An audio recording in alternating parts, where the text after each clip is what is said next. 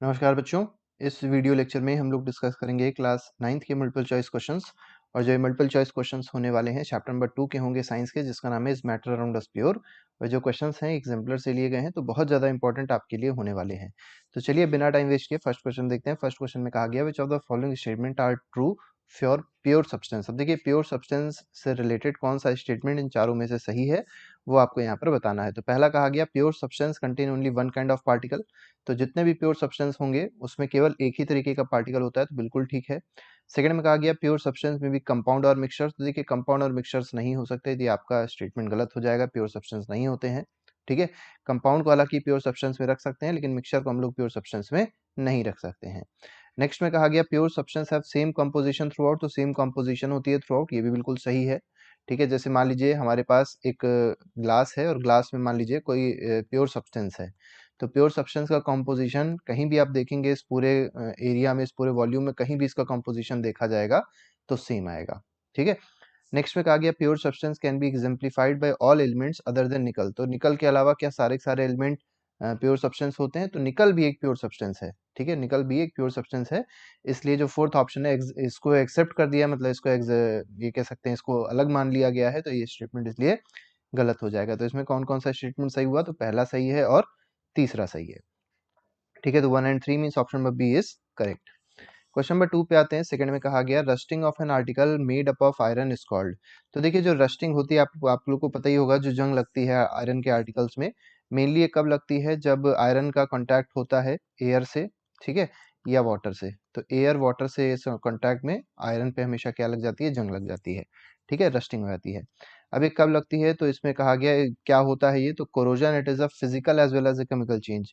तो क्या ये फिजिकल और केमिकल दोनों ही चेंज होता है? तो देखिए इसको कोरोजन तो कहते हैं। ठीक है, रस्टिंग ऑफ आर्टिकल जो भी आयरन का बना होता है वो कोरोजन का एक एग्जांपल है, वो तो ठीक है, लेकिन ये केमिकल चेंज है क्योंकि इसमें केमिकल प्रोसेस हो रहा है। तो यहाँ पर जो सी ऑप्शन है वो सही हो जाएगा। थर्ड पे आते हैं। थर्ड क्वेश्चन देखिए, थर्ड क्वेश्चन में क्या कहा गया? थर्ड क्वेश्चन कह रहा है mixture of sulphur and carbon disulphide. Is देखिए जो सल्फर होता है और कार्बन डाई सल्फाइड होता है, CH2 उसको कहते हैं, कार्बन डाई सल्फाइड को, इन दोनों का जो मिक्सचर होता है वो कैसा होता है? तो इन दोनों का मतलब ये जो सल्फर का मिक्सचर दिया है किसके साथ में? कार्बन डाई सल्फाइड के साथ में। इसका जो मिक्सचर होगा वो कैसा होगा? तो इसका मिक्सचर जो है वो हेट्रोजीनियस मिक्सचर होगा और ये टिंडल इफेक्ट शो करता है। तो यहाँ पर ए ऑप्शन सही हो जाएगा। अच्छा, ये हेट्रोजीनियस मिक्सचर होते क्या हैं? तो ये कह सकते हैं कॉम्पोजिशन थ्रू आउट सेम ना रहे। ठीक है, पूरे मतलब उस वॉल्यूम में कॉम्पोजिशन सेम नहीं रहता थ्रू आउट, उसको कहते हैं हेट्रोजीनियस मिक्सचर। ठीक है, टिंडल इफेक्ट आपको पता ही होगा कि टिंडल इफेक्ट क्या होता है, तो इस तरीके से ये क्वेश्चन हो जाएगा। क्वेश्चन नंबर फोर्थ में कहा गया tincture of iodine has antiseptic properties the solution is made by dissolving. अब देखिए टिंक्चर ऑफ आयोडीन क्या होता है, ये मेनली आपको बताना है कि what is tincture of iodine. तो टिंक्चर ऑफ आयोडीन में आयोडीन इन पोटेशियम आयोडाइड गलत है, आयोडीन वैसलीन भी बिल्कुल गलत है, आयोडीन वाटर भी गलत है। तो टिंक्चर ऑफ आयोडीन जो है वो एक सॉल्यूशन होता है किसका किसका? आयोडीन और एल्कोहल का। ठीक है, याद रखिएगा आयोडीन और एल्कोहल का वो एक सॉल्यूशन होता है। अच्छा, इसमें एक चीज याद रखिएगा, सॉल्यूट क्या होता है, सॉल्वेंट क्या होता है, ये भी आप लोग से पूछा आता है। तो इसमें जो आयोडीन है, ठीक है, आयोडीन जो होता है वो सॉल्वेंट सॉल्यूट होता है। ठीक है, ये सॉल्यूट की तरह बिहेव करेगा। और जो हमारे पास एल्कोहल है, ठीक है, एल्कोहल जो होता है वो सॉल्वेंट की तरह बिहेव करता है। ठीक है, तो ये दोनों बातें आप लोग याद रखिएगा। नेक्स्ट पे आते हैं। क्वेश्चन नंबर फिफ्थ है। इसमें कहा गया which of the following are homogeneous in nature. तो आपको बताना है इनमें से कौन से ऐसे हैं चार में से जो होमोजीनियस होते हैं। होमोजीनियस का मतलब जिनका कंसेंट्रेशन थ्रू आउट क्या रहेगा? सेम रहेगा, ये आपको यहाँ पर बताना है। तो देखिए आइस जो है, आइस होमोजीनियस है, तो बिल्कुल ठीक है। इसके अलावा अगर आप देखें तो वुड होमोजीनियस नहीं है, सॉइल होमोजीनियस भी नहीं है, एयर भी होमोजीनियस मिक्सचर कह सकते हैं। तो 1 और 3 इसमें सही आंसर, 1 और 4 इसमें सही आंसर हो जाएगा। दैट इज ऑप्शन नंबर कौन सा? सी ऑप्शन जो है क्वेश्चन नंबर फिफ्थ का सही हो जाएगा। सिक्स पे आते हैं। सिक्स क्वेश्चन को देखते हैं। सिक्स क्वेश्चन देखिए क्या कह रहा है, which of the following are physical changes. देखिए फिजिकल चेंजेस वो होता है जिसमें फिजिकल प्रॉपर्टी तो चेंज होती है किसी भी मटेरियल की, लेकिन केमिकल प्रॉपर्टी में कोई चेंज नहीं आता है। तो फिजिकल चेंज में से कौन कौन सा होगा? तो पहला कहा गया मेल्टिंग ऑफ आयरन मेटल। तो मेल्टिंग या फ्रीजिंग या कोई भी ऐसा प्रोसेस जैसे मेल्टिंग हो गया, ठीक है, फ्रीजिंग हो गया, ठीक है, जितने भी सॉलिडिफिकेशन या ऐसे प्रोसेस होते हैं स्टेट चेंज के, वो हमेशा याद रखिएगा फिजिकल चेंज ही होते हैं। Rusting of iron chemical change होगा। बेंडिंग, अब देखिए बेंड किया जा रहा है आयरन रॉड को, तो केवल उसका जो फिजिक है, जो इसका फिजिकल चेंज देखने को मिलेगा, मतलब उसके शेप में चेंज देखने को मिल रहा है। और शेप कैसी प्रॉपर्टी है? तो फिजिकल प्रॉपर्टी है। Drawing a wire on off iron metal, तो आयरन मेटल को एक वायर में कन्वर्ट करना, ये भी उसके शेप को चेंज कर रहा है, तो कहीं ना कहीं ये भी फिजिकल है। तो ये भी फिजिकल है, थर्ड भी फिजिकल है और पहला भी फिजिकल है। तो 1, 3, 4 is the correct answer, that is option number C. Next पे आते हैं, क्वेश्चन नंबर 7 में कहा गया which of the following are chemical changes. देखिए यहाँ क्या पूछा गया है कि केमिकल चेंजेस इसमें कौन कौन से होते हैं। तो केमिकल चेंजेस वो होता है जिसमें मेनली नया सब्सटेंस फॉर्म होगा, तो जिसमें न्यू सब्सटेंस फॉर्म होता है, ठीक है, ऐसे चेंजेस को क्या कहते हैं? केमिकल चेंजेस कहते हैं। जैसे डिकेइंग ऑफ वुड, तो वुड अगर डीके हो रहा है तो बिल्कुल सही है, एक केमिकल चेंज का एग्जाम्पल होगा।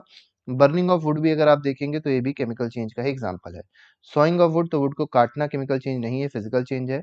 Hammering of nail into a piece of wood, तो अगर आप किसी भी वुड में एक नेल को इंसर्ट कर रहे हैं तो वो भी एक फिजिकल चेंज है, केमिकल चेंज नहीं है। तो इसमें कौन कौन से केमिकल हो गए? तो 1 और 2 इसमें केमिकल है, that is option number A. Question number 8 पे आते हैं। 8th क्वेश्चन को देखेंगे। Two substance A and B were made to react to form a third substance A two B. तो देखिए ए और बी दोनों रिएक्ट करते हैं और ए टू बी बनाते हैं according to the following reaction. तो आपको रिएक्शन दी गई है 2a plus B gives A two B. अब क्या करना है इसमें? आपको बताना है कौन सी बात यहाँ पर इनकरेक्ट है। याद रखिएगा, इनकरेक्ट पूछा है, करेक्ट नहीं पूछा है, ठीक है, इनकरेक्ट पूछा है। इसमें कहा गया the product A two B shows the property of substance A and B. अब देखिए आपको पता होना चाहिए कि जो रिएक्टेंट होते हैं, ठीक है, रिएक्टेंट इसमें अगर देखा जाए तो इसमें रिएक्टेंट कौन कौन से हैं? तो ए और बी जो है वो रिएक्टेंट है। और प्रोडक्ट क्या बन रहा है? प्रोडक्ट बन रहा है आपका ए टू बी, ठीक है, ये आपका प्रोडक्ट बन रहा है। पहला कहा गया the product A two B shows the property of substance A and B. तो क्या ए टू बी की जो प्रॉपर्टी होगी वो ए और बी की तरह होगी? तो बिल्कुल गलत है। जो प्रोडक्ट बनता है उसकी प्रॉपर्टी रिएक्टेंट से अलग होती है, तो ये स्टेटमेंट आपका गलत हो जाएगा। Product will always have a fixed composition, तो देखिए प्रोडक्ट जो होगा, प्रोडक्ट मतलब यहाँ पर ए टू बी जो बन रहा है इसका ये एक कंपाउंड है। क्या है? ये एक कंपाउंड है। और कंपाउंड की प्रॉपर्टी होती है कि जिसके अंदर जो एलिमेंट्स होते हैं वो फिक्स्ड प्रपोर्शन बाय मास होते हैं। मतलब बी और ए का रेशियो या ए और बी का रेशियो मास के टर्म्स में देखा जाए तो उसका रेशियो हमेशा क्या रहता है? मतलब एक ही प्रॉपर रेशियो रहेगा, ठीक है। जैसे 1:2 हो सकता है, 2:1 हो सकता है, 1:3 हो सकता है, एक प्रॉपर रेशियो आपको देखने को मिलता है, फिक्स्ड कॉम्पोजिशन आपको देखने को मिलेगा, ठीक है। तो ये आपका स्टेटमेंट बिल्कुल सही है, ठीक है। तो सेकंड स्टेटमेंट तो सही है, will have a fixed composition होगा। नेक्स्ट में कहा गया था products of form can not be classified as a compound. तो क्या जो प्रोडक्ट है वो कंपाउंड नहीं है? ये क्या कंपाउंड नहीं है? तो ये तो गलत है, कंपाउंड है ये, ठीक है। The product of form is an element, तो ये भी आपका स्टेटमेंट गलत है, एलिमेंट तो ही ना कंपाउंड है। तो इसमें गलत कौन कौन से हो गए? तो पहला गलत है, तीसरा गलत है और चौथा गलत है। तो इसमें अगर देखा जाए तो सी ऑप्शन जो है इसमें सही हो जाएगा, क्योंकि इनकरेक्ट पूछा गया था। नेक्स्ट पे आते हैं, अगला सवाल भी देखते हैं, उसी तरीके का ही है। इसमें देखिए क्या दिया गया, two chemical species X and Y combine together to form a product P. तो देखिए एक्स और वाई कंबाइन कर रहे हैं और पी बना रहे हैं। एक्स और Y can not be broken down into simpler substances. तो देखिए एक्स और वाई जो हैं इनको तोड़ा नहीं जा सकता, इसका मतलब ये क्या है? तो ये एलिमेंट्स हैं, जिसको तोड़ा नहीं जा सकता सिंपलर सब्सटेंस में, वो क्या हो जाएंगे? एलिमेंट्स हो जाएंगे, ठीक है। Which of the following concerning the species X Y and P are correct. अब आपको बताना है कौन सी बात यहाँ पर एक्स वाई से रिलेटेड जो है बिल्कुल सही है। तो पी इज अ कंपाउंड, तो बिल्कुल सही है, पी तो कंपाउंड होगा, दो एलिमेंट कंबाइन होंगे तो कंपाउंड ही बनेगा। एक्स एंड वाई कंपाउंड बिल्कुल गलत है, एक्स वाई एलिमेंट ये बिल्कुल सही है, एक्स और वाई एलिमेंट है। और लास्ट आपको दिया गया है P has a fixed composition. तो पी अगर आप देखेंगे तो पी क्या है? तो पी एक कंपाउंड है और कंपाउंड में क्या होता है? तो फिक्स्ड कंपोजिशन देखने को मिलती है। तो ये भी अगर देखेंगे तो ये भी स्टेटमेंट आपका सही है, ठीक है। तो इसका फिक्स्ड कंपोजिशन होगा तो ये भी सही हो जाएगा। तो कौन कौन सा सही हो गया एक बार देख लिया जाए तो पहला सही है, तीसरा सही है और चौथा सही है। तो इसमें अगर देखें ऑप्शन कौन सा है, तो पहला, तीसरा, चौथा कोई ऑप्शन आपको दिख रहा है यहाँ पर, वही सही हो जाएगा। तो पहला, तीसरा, चौथा ऑप्शन डी जो है वो सही हो जाएगा। तो डी ऑप्शन इसका सही है। तो इस तरीके से क्वेश्चंस थे जो हम लोग ने डिस्कस किए, अप्रोक्सीमेटली 9 क्वेश्चंस थे। चलिए 10वां क्वेश्चन भी देख लेते हैं। 10वां क्वेश्चन भी आसान है क्योंकि इसमें सेपरेशन टेक्निक पूछी गई है। तो वर्किंग यहाँ पर देखिए एमसीक्यू नहीं है, लेकिन आपको पता होना चाहिए। मरकरी और वाटर में अगर आप देखेंगे तो मरकरी और वाटर को सेपरेट करने का जो तरीका है, ठीक है, वो क्या होता है? तो आपको पता होगा मरकरी जो है वो हेवी होती है, उसकी डेंसिटी ज़्यादा होती है वाटर से, ठीक है, जिसकी वजह से यहाँ पर एक लेयर बन जाएगी, मतलब मरकरी नीचे सेटल हो जाएगी और वाटर ऊपर तैरेगा। तो इस प्रोसेस को हम लोग कहते हैं डिकैंटेशन, ठीक है। तो डिकैंटेशन से हम लोग क्या कर सकते हैं? इसको सेपरेट कर सकते हैं। Potassium chloride and ammonium chloride, तो जो अमोनियम क्लोराइड होता है ये सब्लिमेटिंग सब्सटेंस है, ठीक है, क्या है, सब्लिमेटिंग सब्सटेंस है, तुरंत ये जो सॉलिड होता है तुरंत गैस में कन्वर्ट हो जाएगा। तो इसके लिए जो प्रोसेस यूज होगा सेपरेट करने के लिए दोनों को, दैट इज सब्लिमेशन। क्या होता है, सब्लिमेशन यूज होगा। थर्ड पे देखिए common salt, water and sand. तो कॉमन सॉल्ट है, वाटर है और सैंड है। तो पहले देखिए कॉमन सॉल्ट था मतलब नमक है, वाटर है और सैंड है। तो पहले आप क्या कर सकते हैं कि कॉमन सॉल्ट और वाटर को आप मिक्स कर दिए, मतलब तीनों को मिक्स करिए और तीनों को पहले आप स्टर कर दीजिए। जब तीनों को मिक्स करेंगे तो क्या होगा कि कॉमन सॉल्ट, ठीक है, कॉमन सॉल्ट होगा, ठीक है, कॉमन सॉल्ट प्लस वाटर, ये तो दोनों मिक्स हो जाएंगे, एक मिक्सचर बना देंगे, ठीक है, ये क्या हम बना देंगे, एक मिक्सचर बना देंगे। और इसके साथ जो सैंड होगा, अब देखिए इस मिक्सचर के साथ सैंड है तो सैंड तो बिल्कुल ही अलग रहेगा, ये तो इसमें मिक्स नहीं हो पाएगा। तो पहले क्या करिए, इन दोनों को फिल्टर कर लीजिए, क्या करिए, दोनों को फिल्टर कर लीजिए। अब जब फिल्टर करेंगे तो सैंड अलग हो गया, सैंड अलग हो गया, लेकिन अभी भी इस मिक्सचर बना, हमारे पास मिक्सचर में अभी भी दो चीजें हैं, क्या क्या, कॉमन सॉल्ट और वाटर है। अब इन दोनों को सेपरेट कैसे करेंगे, तो कॉमन सॉल्ट और वाटर के मिक्सचर को आप क्या कर दीजिए, हीट कर दीजिए। जब आप हीट करेंगे तो जो वाटर होगा वो क्या हो जाएगा, वाटर इवापोरेट हो जाएगा।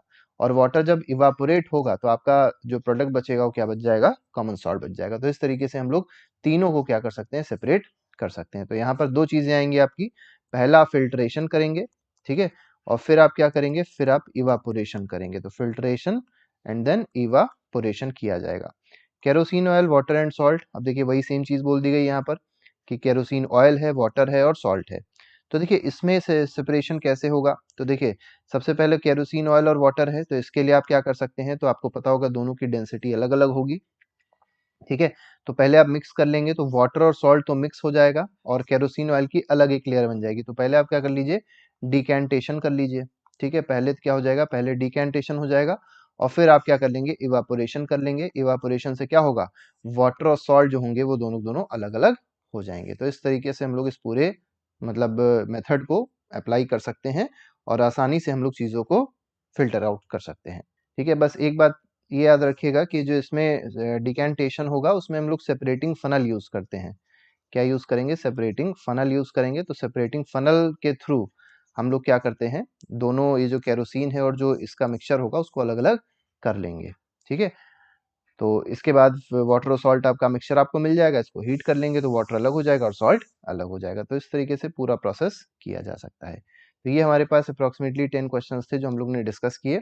इसके अलावा कई सारे एमसीक्यूज हैं, कई सारे क्वेश्चंस हैं जो पहले से ही प्लेलिस्ट में लगा दिए गए हैं, आप लोग देख सकते हैं और अपने चैप्टर का रिवीजन अच्छे से कर सकते हैं। तो अभी के लिए फिलहाल नहीं, thank you very much, good bye, जय हिंद।